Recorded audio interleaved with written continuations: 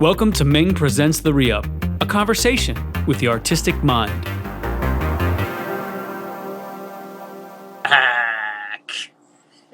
What's up, man? Looking good. Oh, how are you? I'm good. How are you doing? I'm good. Hang on, let me adjust this so I can get my head here. Hey, there I am. Your big Italian head. My big Italian face. How are you? I'm great, man. I wondered. I thought about you a number of times because your name has come up, and I've been doing these re-ups for I don't know. This is maybe my 15th or 16th one now, and the Circle, Sound Tribe, Sector 9. We're talking about Jam Cruise, talking about Deep Concentration. There's just been the 25th anniversary for Ohm Records, so all those records came back up again. It's been like this cool full circle. And then I was thinking about your brother in New York. He's an electrician, right? I know this is totally random. Yeah, no, this is great. I love that one. Like, we're already here. We're already on a bugged out topic. Yes, my brother is an electrician. My dad is an electrician, and my dad's dad was an electrician, and my dad wanted me to be an electrician. So, and the running joke is. Well, technically I am an electrician. I'm just on a completely different side of the pendulum of what I do with electricity. But right, I still deal with that a lot. You know what I mean? So it's just kind of they still disappointed in you. You're up there. they were never disappointed. I'm just kidding. But it's funny how I sort of broke the mold and sort of went a different path. But I mean, I don't know why I thought of your brother. There was this, either you had told me this story or maybe one time in New York we were hanging out and your brother was around. He told me about getting shocked, like doing subway work. And like I was so enthralled with this idea of this guy who's just crazy. Cool dude, just getting massively shocked. Oh, dude, the shit he would show me and tell me, crazy stories, man. Like that's, because there's a lot of, being a tradesman, there's a lot of issues you would run into, like crazy precautions you'd have to take.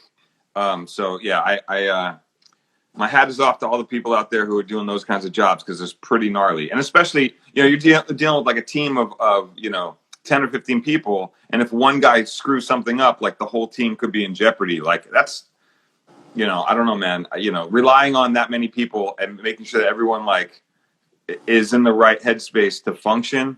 There's Bob. He didn't get any sleep, and he's fighting with his wife. And he's like the head dude of the team. Suspect, scary. Whatever. It sounds like the music business, but just with electricity. Yeah. So it's basically the same. It's basically the same. Yeah.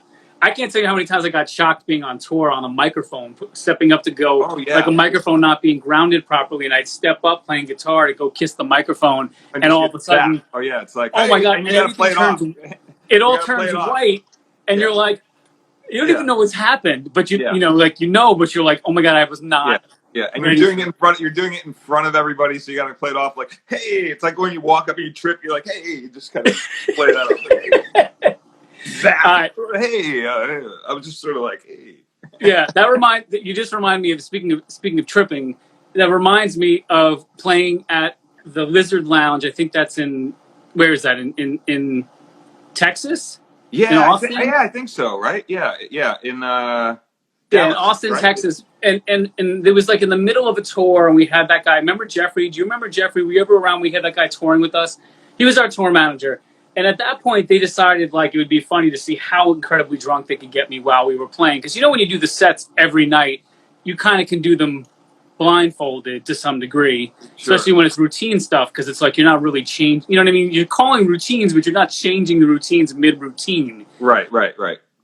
And I remember being so blotto at that show that I did, but not knowing, because you're doing it and you're like, you don't know. And then the second the thing was over, I turned around to go off stage and I literally just face planted over a monitor, right? Yeah. And that's the same kind of thing where you're like everyone in the audience was like, oh, you have to kind of get up and be like, oh, yeah, meant to do that. Yes, that was part of the routine the whole time. And funny thing,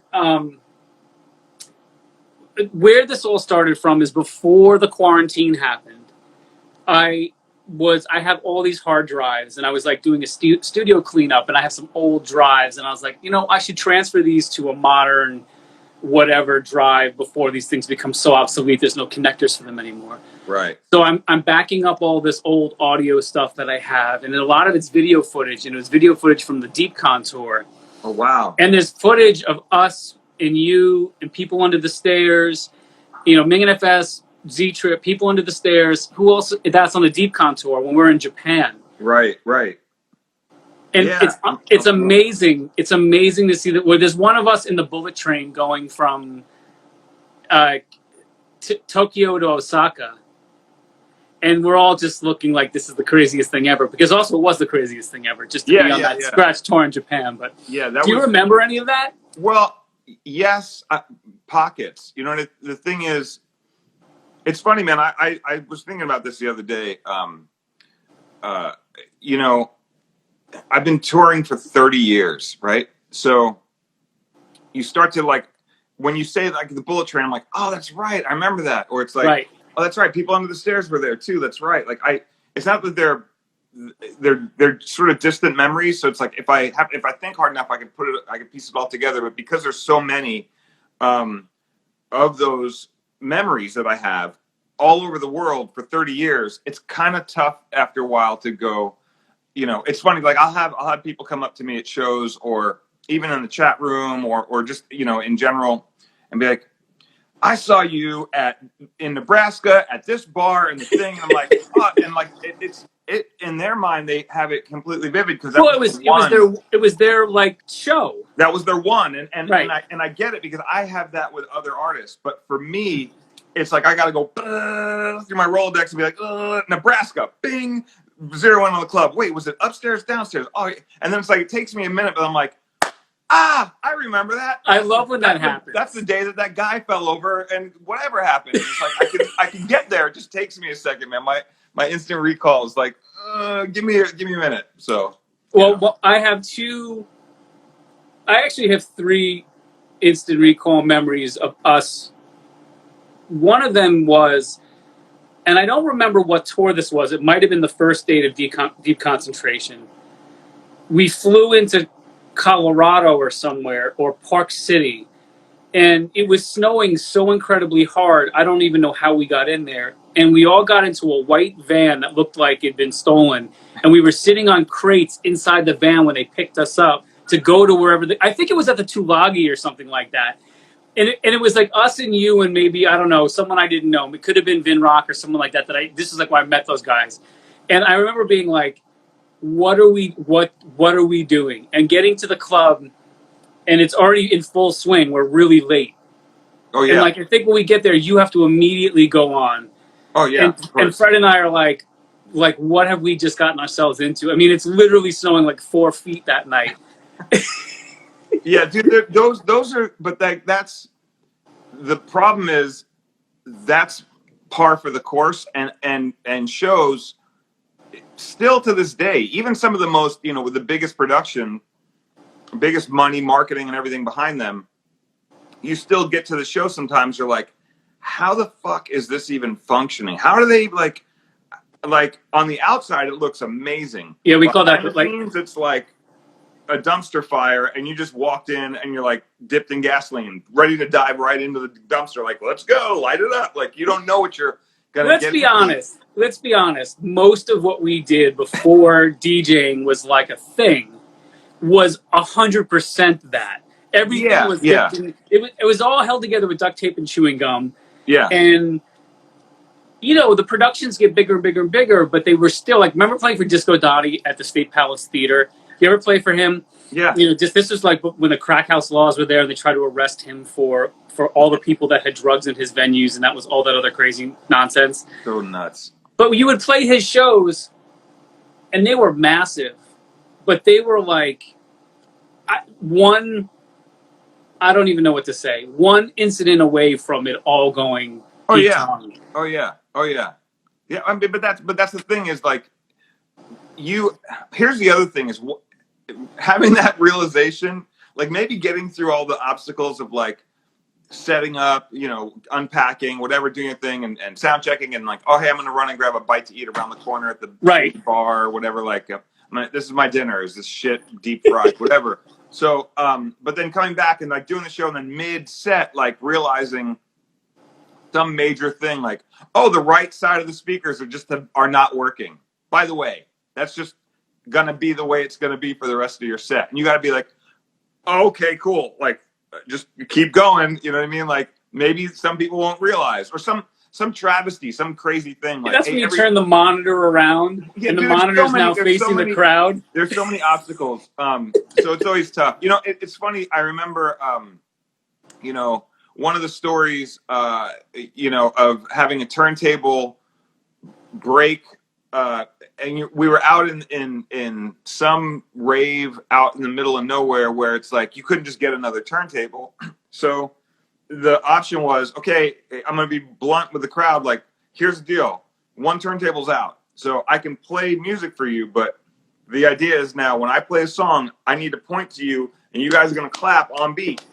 And you keep that clap going until I take the next record off, put the next record on, I'm going to mix to your clap.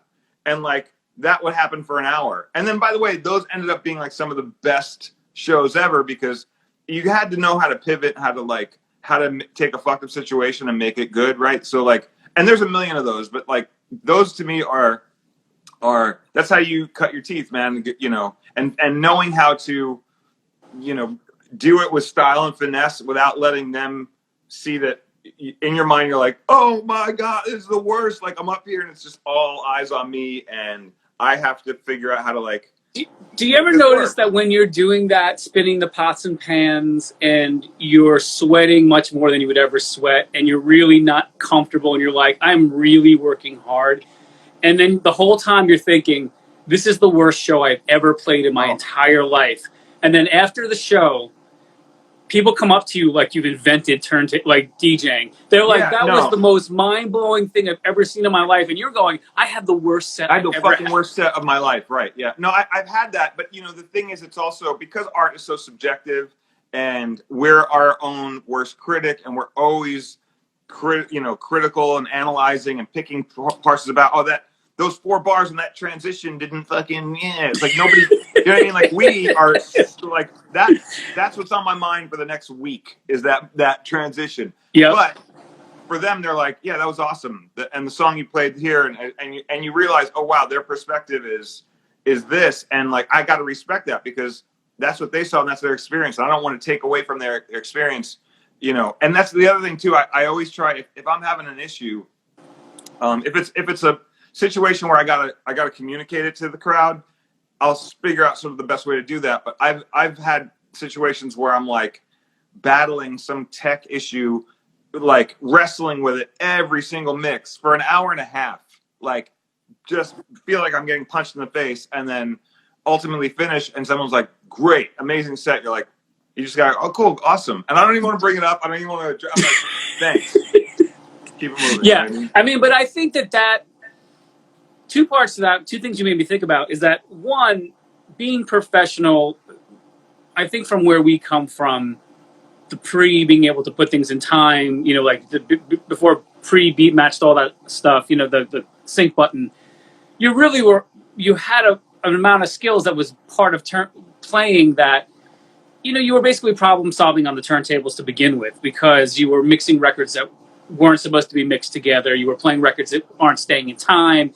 You were taking rock records and putting rock records over hip. You know, like all these things that you do that are basically not what you're supposed to do in the first place. The whole shit is what you're not supposed to do. Right. So like even like I love the line from I think that Cut Chemister or Newmark, one of them said in the Scratch documentary, where you're not even supposed to touch the turntable. Like the whole thing as a kid, you're like, don't touch the turntable. Like you put the needle on, you walk away, and it's like we're the opposite. We're like touching fingers on everything, moving shit like outside, you know. The turntables aren't supposed to be outside, you know what I mean? Like all those variables. We're just like the complete opposite, right?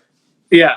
I mean, it's sort of like it's a little bit of an Olympic sport to some degree. It's like you have to bring, or a professional ball player or something, where you're bringing, everyone knows how to play the game to a degree. I mean, back in the day, people didn't necessarily know what the game was. Now a lot of people understand turntablism a lot more. But back then, people had no idea what that wiki was, or like what, you know. They're like, "What are you doing up there with all that?" Like, I have no. They just thought we were pressing play and that was it, and then we were just moving around and doing. What are you doing up there? But that was holding everything together. Like people didn't understand that you're really actually manipulating time and change. You know, like trying to hold 3 records together at the same time. You know, and on and on and on and on. But then, during all of that, you learn, and I learned this from you, and I learned this from Vinrock, and I learned this from a bunch of guys who could scratch a million times better than Ming and FS ever could, was if you play the right music, it doesn't matter. Dude, if you pick selections... You know, that's like lesson number 1 that you know. But I think that's 1 through 10. I think people really don't understand. I mean, it's like the biggest, most obvious thing. Like, you could have all the skills in the world and be amazing at it.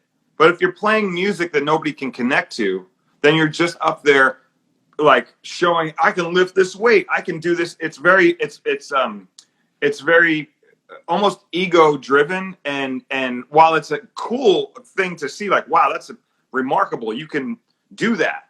But if there's a whole bunch of people standing around being like, oh, interesting, look at that, look at the physique, oh, it's great, it's like you're missing it. The idea is, and it's kind of funny because I've always felt like if you can have people not notice it, that's the best compliment, right? Because then you're integrating with the whole story, and you're not making it be about this one thing. And so I've always looked at scratching as there's a moment to do it, and then there's a moment to not do it, and knowing how to, the space between music, and that's just in general. I feel like music in general, if you have music that is so filled with sounds, and I sometimes will work with producers and they're like shoving all these things and it's like the track is becoming so dense that the whole heart and soul of the track, you know, especially with hip hop, boom bap, like kick snare, space between everything, sometimes no hi-hat at all. That kind of stuff, to me, people get lost in the idea of there's a time and a place for a sound to be, but if so much is going on, it's like it becomes a blur. And I will say this, that to speaking to what you're talking on, I think it's very interesting that when we started doing this, we were very tech savvy and super into what the how to do what we were doing and the ingredients that went into it, that we were hyper focused on that. And the crowd maybe wasn't, but they knew it was groovy and cool and interesting. That was the sort of the norm. But as technology evolved and as people were able to get closer to DJing, because the gaps kept shrinking, like you didn't have to go out and find every single record, you could download stuff. Now I could manipulate it. Oh, there's a quantize button. Oh, there's a, you know, it's doing a lot of the heavy lifting for me. And once people started getting closer to like bridging that gap of being able to, I want to do this, and having an app or a certain, you know, series of things, you know, mechanisms to do it, and it cut out a lot of the guesswork and a lot of the heavy lifting. I love the fact that it allowed people to do that because they could get their ideas down. You could paint faster. You know, you could get your stuff out quicker. But the one thing I loved the most is that it made those people savvy enough to understand what it is we were doing and are still doing. And that is kind of great. And I couldn't really bring that up even in a better scenario other than a few months ago when I did the set for Insomniac, the EDC set. And there's a couple variables there that were really amazing. Is one, technology is finally caught up where if you're interested in DJ culture, you're a little bit more now savvy of how it all works. So, you know, to see somebody go up there and hit play and sort of just dance around and cheerlead, while they may be playing the greatest song, you can also, if you're savvy enough, you can kind of go, I kind of know what they're doing or what they're not doing. And I kind of know, like, I'm being fed this thing that is, you know, 10 years ago, 15 years ago, I might have been like, ooh, what is that? Oh, right. Yeah, I know what you're doing. I'm savvy. I have all the DJ gear. I know what, you know, I might not be as pro as you, but I'm savvy enough to know that you're doing like relatively nothing. I like to say as pretty as you now, as pretty as you. Yeah, right. But the second thing that's really amazing as well is I feel like, especially now under the circumstances with COVID and everything happening and everyone's streaming and everyone's focused in on one thing, you would go to a rave, there might be like 6 stages. So you're the overload of information you're getting, and you can choose your own adventure. So if you really like drum and bass, you go to the drum and bass stage, you'll never see anything else. the fact that these virtual raves are one DJ at a time, Yeah. it forces the person to sort of look and receive the information. So you're by default you're paying attention to more of what's going on. And the funny thing that for me is I was loving when I was doing my sets, having these people be like, one of my favorite quotes in the text was, "Oh, he's DJing." Right. I love that. I was like, yeah, because they were just like seeing it for the first time and being like, oh my god, like, and he's using turntables, and I see what he's doing now, and so there's this new appreciation for what we've always done, but we can have a dialogue now where it's a little bit more. We can interact. Before it was just you were speaking Chinese to me and I couldn't understand anything. Well, now I am fluent in a little bit of Mandarin, so I can understand things. You know what I mean? Also though, which is important because this is something that came up about you. Someone was telling, it might have been Dave who's on here. What's up, Dave? Someone had told me about that you had really had a great time doing these, streaming sets because people can finally, there's Dave, Synapse. Yeah, what up, Synapse? They can finally see what you're actually doing. And, funny thing is I remember doing sets back in the day where they would put screens above us to show people the turntables below us. So, because we were up there doing this. Yeah. But people didn't exactly know what that was. Like a cooking show where they could see, and then so they started putting screens up above us to put the cooking show up there so people could see the ingredients. Yeah. And I think now that this streaming thing is happening again, for guys like yourself, guys who truly been doing this for real, real, not real, with skills. Because peanut butter and jelly sandwich is still a peanut butter and jelly sandwich. It's still food. You can still eat that. So I consider most DJs to be people who can make peanut butter and jelly sandwiches these days. Everyone can do that. That's cool. Some make it nicer on nicer bread. But then there's people who can make a meal, like a whole thing, a million different meals like yourself and a lot of the guys that we were touring with. And that's special. But I do agree with you that if you don't know what peanut butter is, then the sandwich doesn't make any sense anyway. Right. So the fact that so many people can DJ used to be super annoying to me, but now at least people know what they can do. So like when that guy's like, "Oh yeah, I'm a DJ," and I'm like, "Oh yeah, you DJ? Yeah, I DJ at this place on Thursday nights," and I'm blah blah blah, and I'm like, "Okay, you're an open format DJ, cool." And I'm like, "Are you tells me what they're doing," and I'm like, "Okay, cool. You got your tractor set up, cool. I got that. I got what's going on," and then they're like, "But I'm not a DJ." Right. That's like saying I can drive a car, but I'm not a race car driver, which is pretty true, right? Right. But here's the interesting thing. I used to be so, I covet this art and this and the all of the scrolls that we had to learn and all the mysticism and all. I covet that. That matters to me. But there's also a level of I have to detach myself from that because it may matter to me, but the other person, hey, I just want to hear some beats, man, or whatever. It's like, cool. Then, and that's what brought you here, and that's what you're looking for. I can't discredit that as much as I want them to want to know all these great details of like, oh yeah, but liken it to cooking. Oh, this salt is from the Himalayas. Oh, this curry is they only make this kind of all that shit that matters to me that doesn't matter to them. I want to like in one capsule deliver that and be like, now you see what I'm talking about, and have them go like, oh my god, it's even better than I thought. But like, but to that point, and I think it's fair. And again, I remember feeling inadequate on some of these tours because everyone could scratch much better than like I didn't come onto those tours as a scratch DJ. I was a record producer who could DJ. Sure. And so, like, mine was such trial by fire that, like, the longer I was doing this thing, the more, I picked up all of my stuff. But that's not my forte. But I realized that you can't, if you don't get the basic ingredients, you don't really get the other stuff anyway. So if you're not getting the simple parts of it, the special salt doesn't matter because you don't have a palate for it. Right? So, like, I remember playing with guys, and I don't want to name names, but one DJ in particular who is an extremely famous DJ now, who won DJ battles back in the day, who was a horrible, horrible party rocking club DJ. Horrible. He could scratch. he could scratch the paint off your car. Amazing. Like, I remember playing with them down in Florida. He said, "What's all that kind of, all the crazy crabbing and all that." But it would just clear the room, and that taught me like don't be jealous of or envious of that thing, because that thing is not a skill into itself. Right. Unless you want to just play for your boys in a room.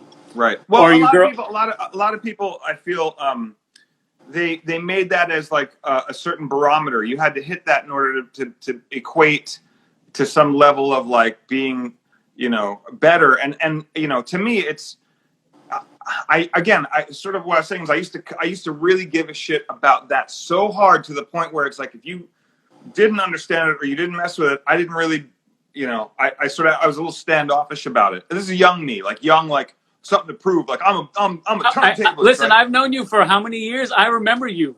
Yeah, no, I mean, I needed to be out there and to really interact with people who were genuinely just there to dance, or party, or just wanted some good tunes. And while I had that in my package, the other stuff they didn't really care about, and I had to get to be okay with that. And I also had to learn certain lessons in regard to, hey man, tone the rhetoric back a little bit, and you're gonna, you get more people with sugar than with something sour. So it's like give them what they want, and look, let's step away from the whole picture and be like, hey man, I get paid to play music for people and travel the world. What the fuck am I worried about if they know that I can crab scratch or not? Like, it doesn't fucking matter. Like, what matters is, did we have a good time? Was the vibe right? Was I playing good tunes? Were we like unboxing and taking out all of our luggage from the day and like setting it off to the side and like cutting loose? Because that's really what this whole thing is about, is a release. And I got so worried about like the vehicle of how it got there that I didn't look at the journey. It took me a lot of like, just picking apart and realizing all these circumstances and saying to myself, like, that the other shit doesn't, while it matters, it really does matter. It really doesn't matter. And if you can be as zen about it, then it allows for those moments when it does shine to be that much more special, as opposed to, here's my agenda. Like, DJing with an agenda that is ego based, of like, I'm going to show you what I'm about. Right. That shit is young, I want to fuck energy. And I don't, you know what I mean? Like, you can see it on young DJs who step into the arena. It's like, okay, give that dude like another 5-7 years, I mean, because the thing is, everyone wants to be noticed. Everyone's like, hey, I want to be known. I want to be recognized for my skill. It's like, that's the young B-boy energy. And while I appreciate that and love that, there's the once that wears off, I feel like then you start getting into the real core, and then it becomes a bit more fun, and you get to understand, like, okay, this is a lifelong journey. I'm not just here for 5 minutes. And I love seeing that. And I feel like also, what's crazy is the technology, when it stepped in and made it accessible for just about anybody to DJ, I feel like everybody rushed in with that, yo, notice me mentality. And it was just rampant everywhere, because it comes part and parcel with, if all of a sudden I can gift you the ability to do this, you're just going to go, it's like, now you're going to have sex for the first time. I get to fuck. I'm fucking now. We're fucking. It's fucking. The fuck. And it's on your mind. But, 3 or 4 years later, after you've done all that, now you're like, I wonder what it'd be like to make love. You know what I mean? It's like, it's a different, how about we put on some some of this other music? I think it's even more simple than that. You're out there trying to do your fucking, and then you have that one night when you're like, damn, I'm in love, right? When you're playing that gig, and you think you're doing the gig, and the gig does you, and you're like, oh, didn't all this time. I had a very similar experience, and I agree with you. I spent 10 years doing, like, with the same, when we were doing all the, all the iterations of the things that we've been doing for all these years. But it wasn't until in somewhere in my production career where I realized this sort of less is more. The more space you have in your mix, the more, basically reggae production is the basis of all the things that I produce these days. So space is the infinite thing. It's more space you can get on a record, the less you put in there, the more groove you can create, the more energy it's going to have in a live setting. And I don't think that young DJs and music producers, because you don't start off playing in a massive room. So a big room, which I find that young people don't understand. When you first start DJing, you usually play in a small room. The small room, you can play records that are complicated a lot easier because there's not a lot of air moving around. So the room sucks. The people are in there, and it digests a lot of the frequencies. But when you have a big room, you can play a boom bap record that sounds like it's a symphony, because it's just kick, snare, and bass. Like it's better than hip hop. It's better than hip, right? Yeah. Like and you, when you play a big room and you feel the sonics of a good drum and bass record or a good hip hop record that barely has anything in it, and you're like, that's why this record is timeless. A KRS-One record that just still will knock. It'll knock until the end of time. Yeah. Right? Yeah. And it's very, when you make things creatively, it's very difficult to be like, well, I only put 5 elements in there, and that's good enough. Because it bangs. You're like, nah, I should shade that a little bit more. It needs a little bit more hi-hats. I got to get a guitar in there, right? And I think that overproduction mindset is the same thing as the overproduction of a DJ set, where sometimes in order to show, the skill, you need to set it up with good music or a party rocker or whatever. Sure. It's like, because the truth still is, you drop a Michael Jackson track, it's still going to rock the party. Right. I mean, no matter, you drop a James Brown track, it's still going to rock the party. Doesn't matter what you do to put it in, put it out. Right. Drop a Bob Marley track, it's still everyone's gonna know the lyrics, right? But that's the art of knowing when to walk and when to run, and I think you learn that over time. I've very, very rarely have I seen people just come out the gate inherently knowing that. You know what I mean? It's also something that I feel the crowd will let you know. Like the response, it's very much a conversation, and that's I think why. Once I realized that it was that versus me like wanting to show you what I know and show you everything I've learned and like beat my chest and be like, this is me. It was very much about, okay, I could do that. But when it comes back to me that, I played this song and it hit that way, or I did this and it went over there, and you start, it becomes less about, I didn't even need to interject me into any of that. That was able, just going A, B, C, D. Oh, look at that. That writes itself. And I didn't have to fucking do anything other than realize that it was that. It was just connecting those dots. I didn't have to do any heavy lifting. But the genius part of it is like, then you get to D and you're like, oh, now I'm at a crossroads. How do I get out of this? Well, that's where you're like, hey, I got these potions. Like, check this out. And here's some magic. And you like figure out a way to sort of get yourself out of something. And that's when you're using it to your benefit, as opposed to like, here's every spell I know. I'm a magician. Bang, bang, bang, bang, bang, bang, bang.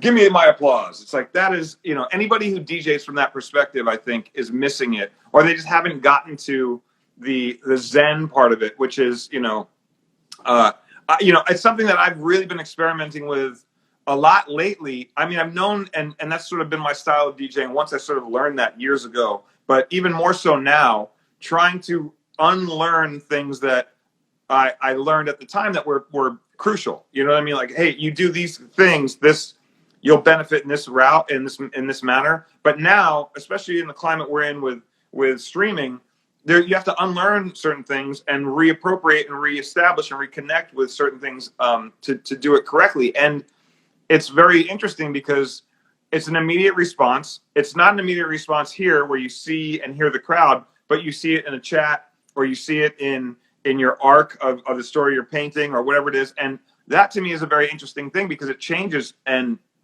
certain things that I was like, this is going to work. Yeah. Totally doesn't work. And the things I'm like, this will never work. Works better than anything. And I'm like, okay, I have to constantly remind myself that I'm a student, and I have to constantly be learning. And no matter what I feel I'm handcuffed to, as far as this will never change, you have to write that off. And, when I'm working on this chill set right now, for Sirius XM. I got to turn it in a day or two, and they're going to put it on, I think, next week. And it's a quick little half-hour mix, you know what I mean? but I'm listening to it and I'm working out little bits and pieces. And there's moments where I'm like, oh yeah, I don't need to touch anything.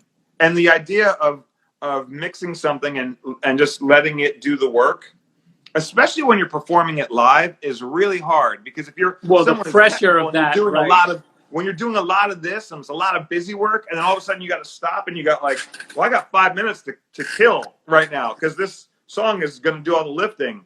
You know, it's a very in performing that's always a little tough. Like, oh well, maybe I'll just I'll work on my taxes for 5 minutes. Exactly. Well, let's give that perspective to people who are non-DJs. So here's the perspective. I do a radio show that's weekly, and in the radio show, I'm generally putting 12 to 16 tracks in the show. It's a mixed show. Every week I do a new one. And you would think that that's what a DJ set would be. But when I do like a set, or I'm playing like if I put together a festival show, I just did one for another one of those online things, right? A great, huge million-person rave, whatever. There was 26 tracks in the show. And the reason for that is twofold. One, people's energy when you're listening to music, in a podcast or in a mix show, people are chill, they're sitting down, like whatever, doing their work, and they want to listen to the songs longer, and there's no light splashing in their face, and they're not trying to get into the drink, and that hot guy didn't pass in front of them, right? On stage, or when you're at a thing, the energy is much higher, and people don't have the patience, or, it's so ADD for you to sit there and let a track play to 2 or 3 choruses. Right. You're banging through a verse, a chorus, into the next verse, chorus, into the next verse, chorus, and your energy when you actually let a song play longer, you feel like you've either wet yourself and everyone's staring at you because you're no longer moving, right? Or it feels infinitely more long, but it's only 30 seconds longer or 40 seconds longer, and that time on stage, is like forgetting where you are in the middle of a book report or something, where you're like, you're up there doing your thing, you're rocking it, and then that girl gives you that smile from the back of the room, and you're like, what am I doing? Mm-hmm. Where am I? Oh, and then that 2 seconds of losing your mind makes you go, it feels like an infinite amount of time and space. And so for a performer, not moving and chilling out is hard because you feel like you're not being cheap, but you're like caught in the motions of. Yeah, it's funny. I used to struggle with it pretty hard. there's still a level of like, okay, you run and you're running, and then you're like, not walking, but like slow motion walking. And it's like, you go, like Matrix.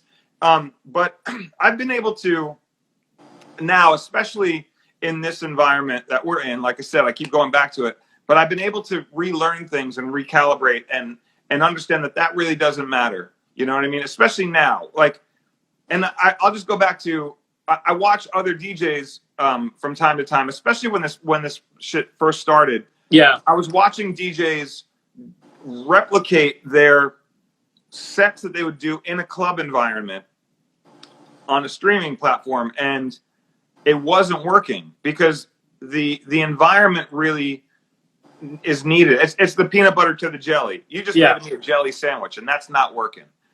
I need the crowd. I need people standing on couches, popping bottles, and like wilding out for it to be a vibe and a thing and an experience. But when you play that same turn up music and I'm sitting on my couch and my cat walks by or like, whatever, it's like, let's go, let's turn it up. You're like, this is what? Like, you get to sort of see it with the makeup off, and it's very raw. It's like being backstage with the lights on when you get to a rave and everyone sees it later on, and you're like, this is basically a shithole, but it's going to look dope tonight. Right. So there's levels of like of understanding that and going, okay, people are at home, so the idea of being home and chilling at home, Netflix and chill. Like, I'm gonna chill. I'm at home. This is where I chill. I'm not standing on my own couch popping a bottle while I'm out. I'm in the cut. So different songs require you'll be receiving songs differently. So that my whole approach, and the thing that's great about that is it also made me dig deeper into my bag, right? And then it's me like finding tunes that I haven't played in a long time, or songs that I really want people to hear, but like I couldn't really play this in a rave or at a festival because it's just not. It's too cerebral. It's too feely. and like maybe I could end a set with it, and maybe I could get away with like maybe getting a glimpse of it so you could see it. But like if I can just present it, and that might be those 5 minutes of me not having to do anything. But I actually look forward to that now because it's uncharted territory, and it's interesting. You know what you're describing. You know what you're describing, which is really pleasurable in a lot of ways.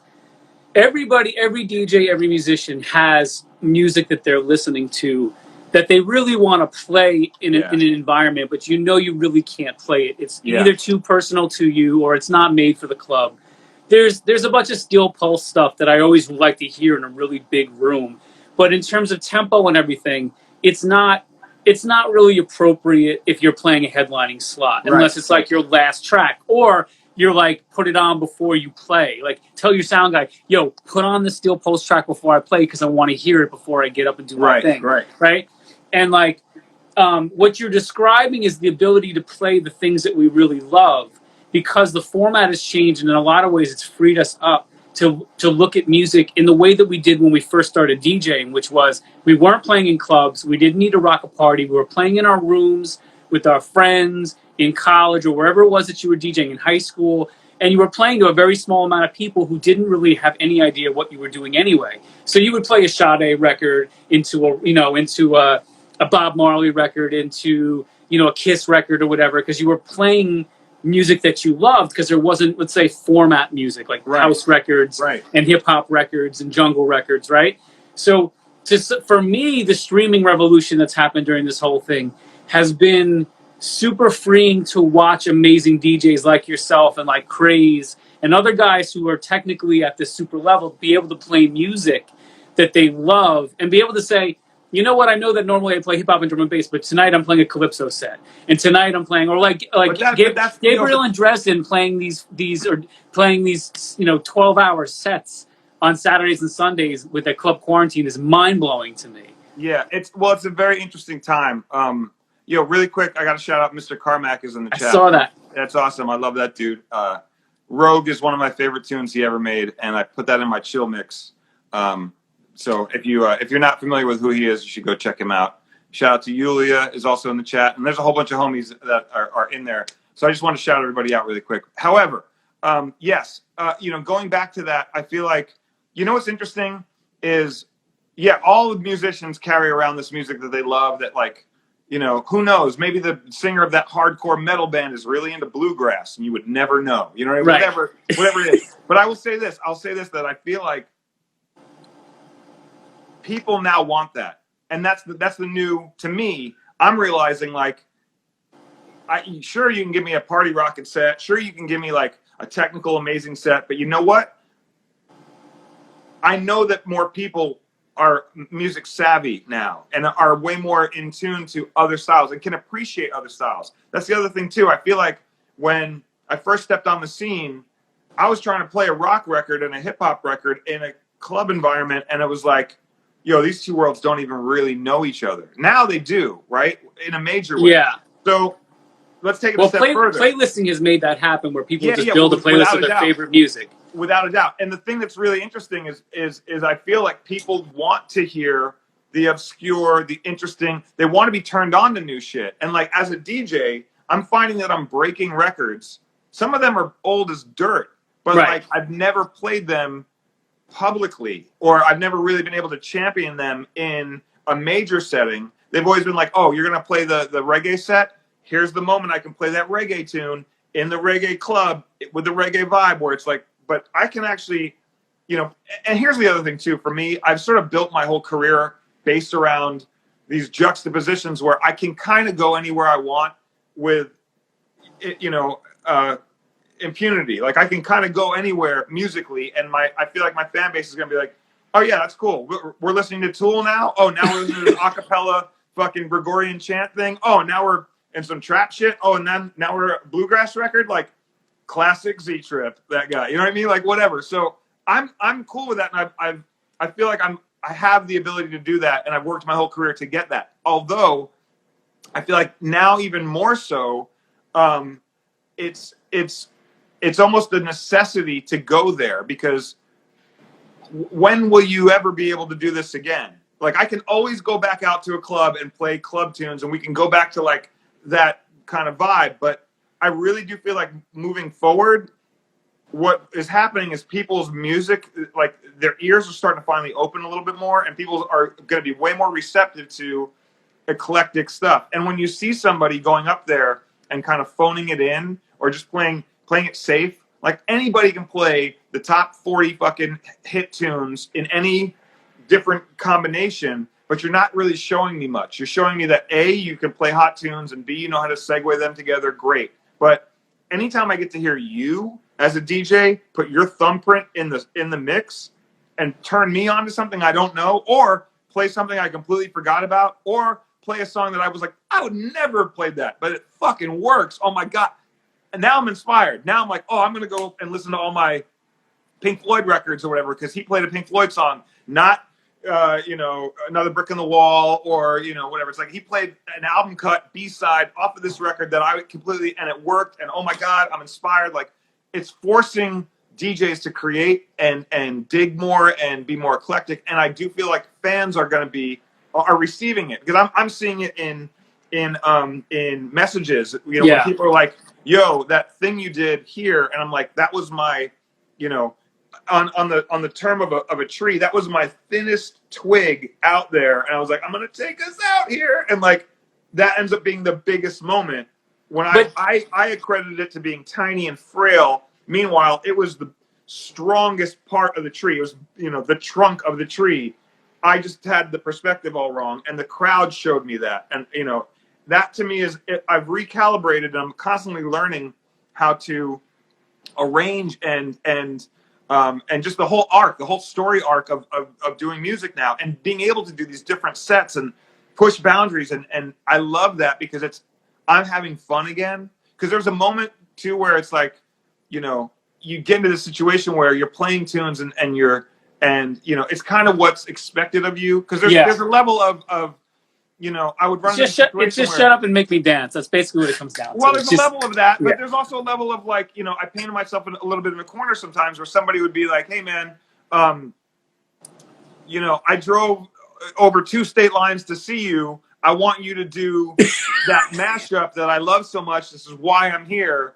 And I'd be like, well, I might not be in that headspace, but like, I can't not give you that, because like that would be a dick move. So like, let me give you what you're looking for. But with Twitch, there's really no agenda. Everyone, it's leveled the playing field in so many ways, and I think that's a good thing, because a lot of stuff had to get put in check. I feel like the culture of DJing got really fucking crazy, village people, YMCA disco. You know what I mean? And it needed to come back to like real raw Nirvana. You know what I mean? But do you think, my question is, and I had Disco Donnie booked for one of these, and I got to get him back on here, is that, are the promoters paying attention to the creativity that's happening, and are they going to allow people to really flourish in this sort of regeneration of new music and being able to bring music out? Because like for myself, I'm listening to all these classic playlists of songs and things where all the original breaks came from, and all this like digging stuff that I'm doing for my own guilty pleasure, and I'm writing them down in my book, and I've got screenshots of my Spotify things. Sure. And I'm thinking to myself, I'm building all this stuff in my mind, and I'm building pathways to do all this creative stuff.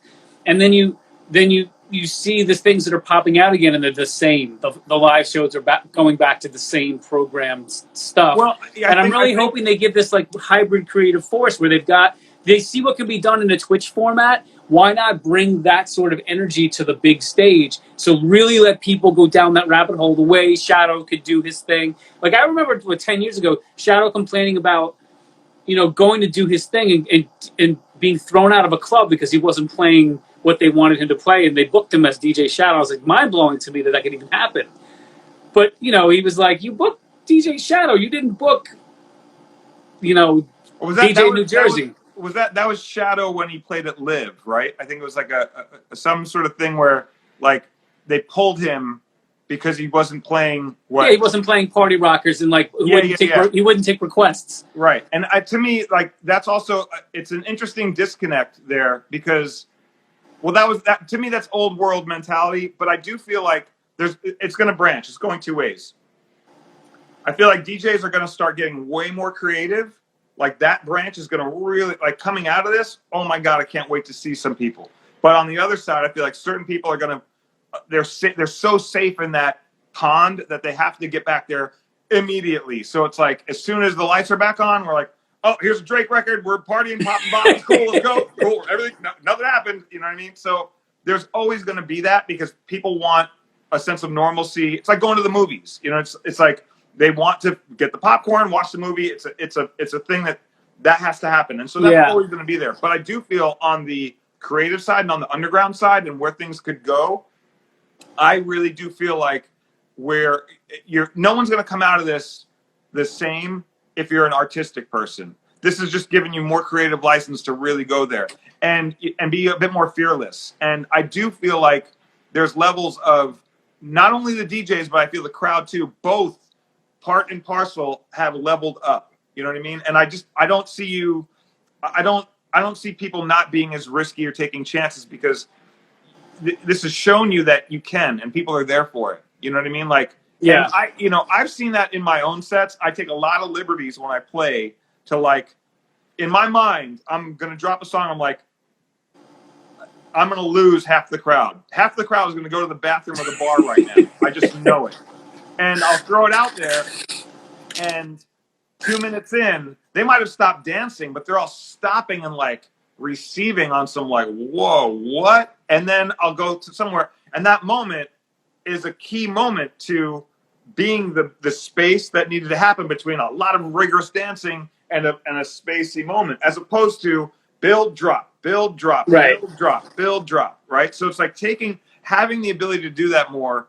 I'm finding like it's just reinforced my gut feeling. Like people want a journey. People want they want to be taken by surprise. They want a sense of normalcy and sure, I know I want this, but I also want a sense of adventure. And to me, man, that's why I think I've had a career, is that I've keyed into that because I, as a fan, want that.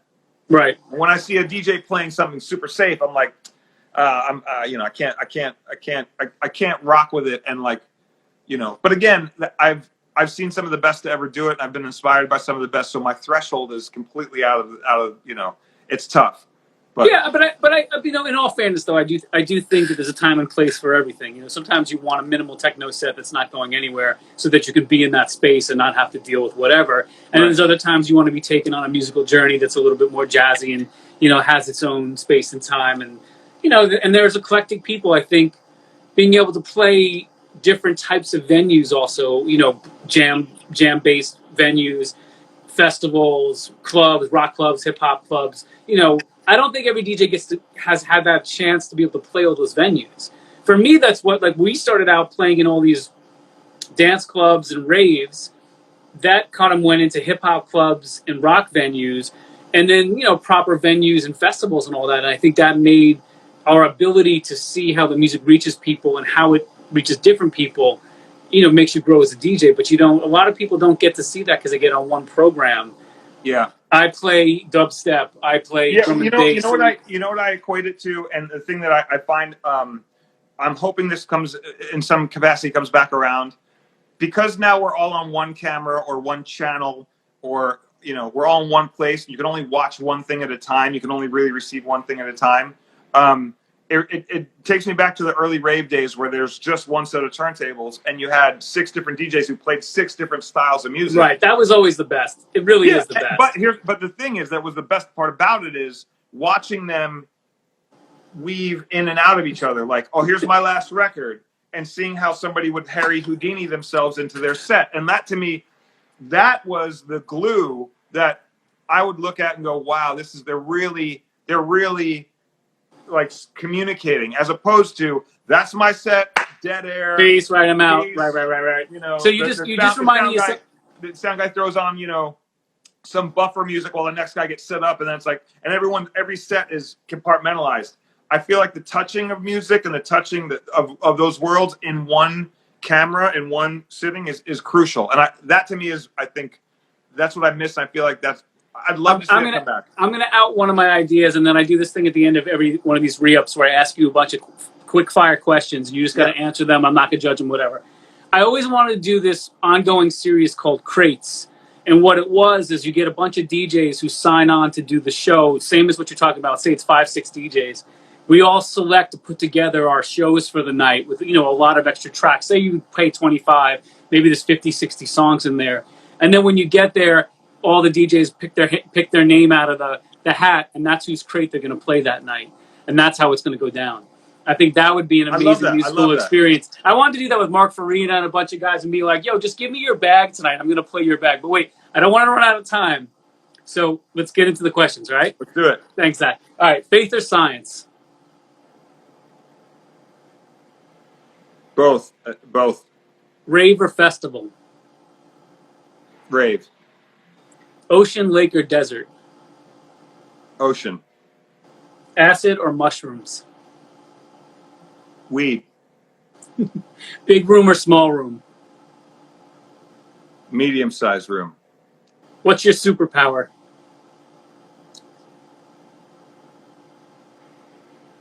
That's a tough one. Probably communication. How would you incorrectly describe your job? Incorrectly describe my job? Oh, I just play records. What animal should survive if only one can survive?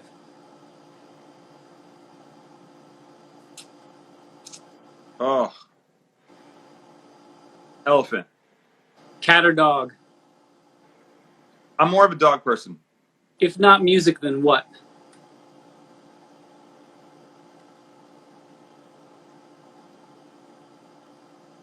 That's a statement. That's not a question. That's a statement. Favorite meal? Tacos. Hunter or gatherer? Both.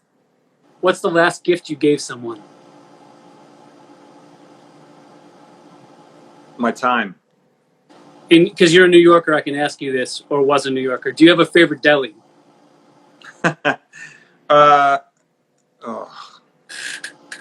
It's been a while since. Yeah, there was a corner deli off of Hillhurst, and I couldn't remember the name of it, but it was a great deli. What, do you have a favorite metal band? Right now, Power Trip. And the most important question, what genre are the Talking Heads? World music. World music. All right, my brother, this was amazing. It was so good to catch up with you. Same. It feels like yesterday. I feel like we're just getting started. We are. Well, you know what's going to end up happening? We'll all circle back around and do these, like, I didn't even get to ask you anything about, I wanted to know about you being on tour with LL, so many things, what you're working on musically, but the idea of this really is just for everyone to get a look into our conversation, to see us catch up and have a good time. So yeah, dude, thank you so much, my friend. Man. Of course, man. I'll speak to you soon. Thank you so much for having me, dude. It's good to see you, dude. Cheers.